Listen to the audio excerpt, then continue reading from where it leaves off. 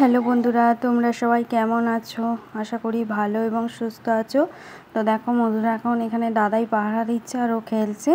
তো মায়ের রান্না হয়ে গেছে। দেখো মা কত ভাত তো আছেই, আছে করলা ভাজা, পটল ভাজা, আছে এখানে পাঁপড় ভাজা, আছে মসুর ডাল, আর চিকেন আছে কষা, আর আছে দেখো খেজুর, তারপরে কি বলে টমেটো, এইসব দিয়ে আর কি চাটনি আছে।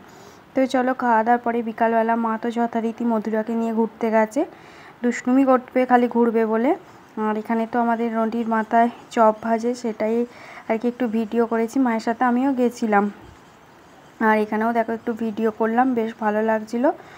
তো বাড়ি চলে এলাম। দেখো এখন ঘুরে বাড়ি আসার পরে খেলাম দেখো প্যাটিস, একটুখানি চা দিয়ে খেলাম প্যাটিস।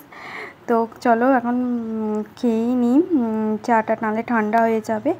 আর খাওয়া দাওয়ার পরে দেখো আবার বৃষ্টি এসে গেছে, এই জন্যই তাড়াতাড়ি করে ঘুরতে নিয়ে গেছিলাম, নাহলে রোজ বৃষ্টি হয়, যেতে পারে না, আর ওর ভালো লাগে না।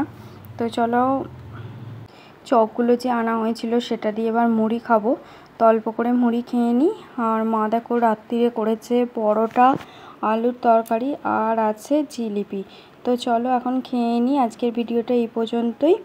আর দেখো তার সাথে আছে পায়েস, তো পায়েস খেতেও আমার খুব ভালো লাগে খুব।